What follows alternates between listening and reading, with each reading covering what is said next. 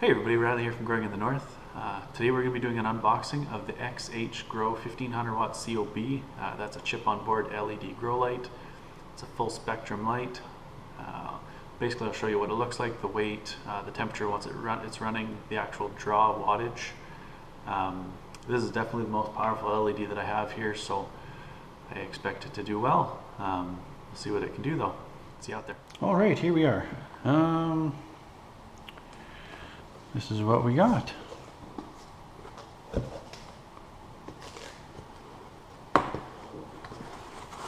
Good thick layer of foam.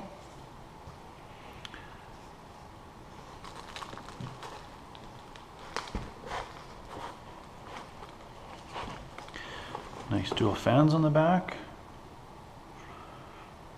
Power rating, labels, all that good stuff. On off switch. Flip it over. 1500 watts, eh? 300 times 5. Full spectrum. Yeah. Includes power cord, hanging cables.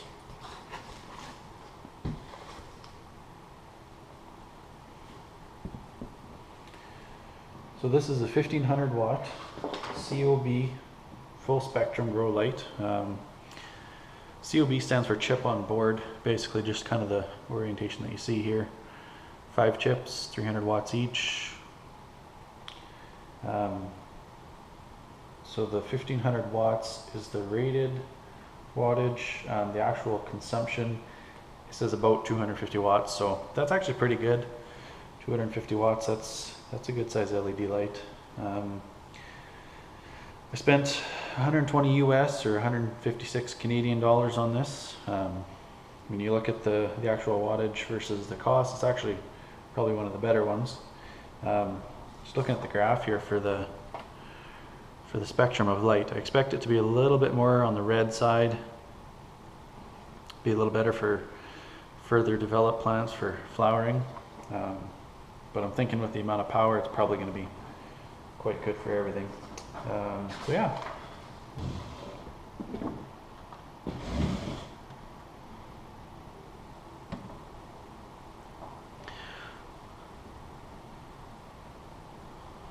All right, 2,428 grams, so 2.4 kg.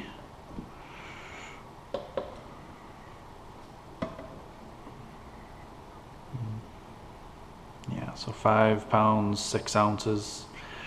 5 1/4, a little better pounds. It's not bad still for the size of grow light though.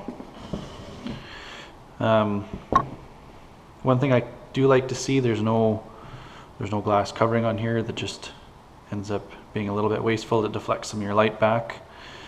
Dual cooling fan should keep it cool.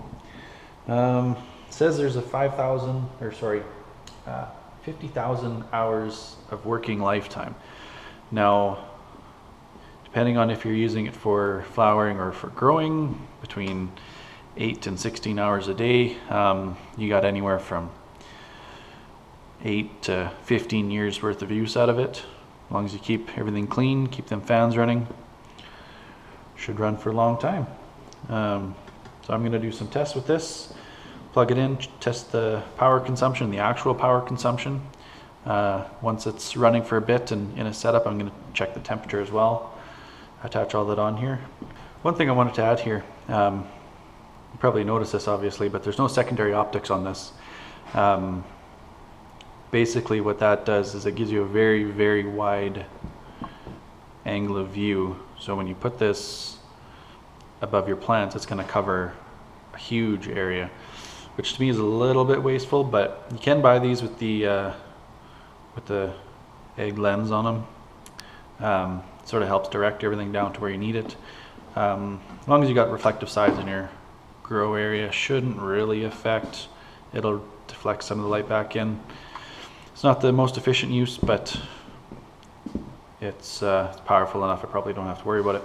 So here's that 1500 watt COB light. It is bright. Holy man. It's been running for about an hour. Just wanted to Get a temperature reading.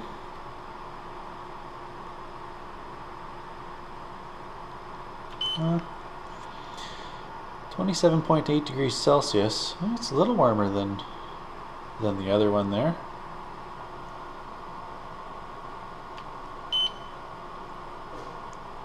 Versus 20 degrees, so a little over 8 degrees warmer. Sure doesn't feel that warm.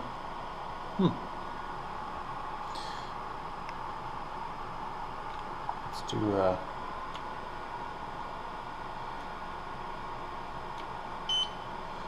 is 80.4 Fahrenheit. Yeah, well, it's quiet enough. The fans are running. I don't know, I don't see any issues with it. We'll see what it does. Just wanted to show you guys the 1500 watt COB. Now that says 201 watts. It's been pretty steady at that. It's been running for a while too, so it's nice and warmed up. It says it's supposed to draw 250 watts. It's a little disappointing, but it's pretty common practice. Run them at lower power setting, that way they last their whole 50,000 hours.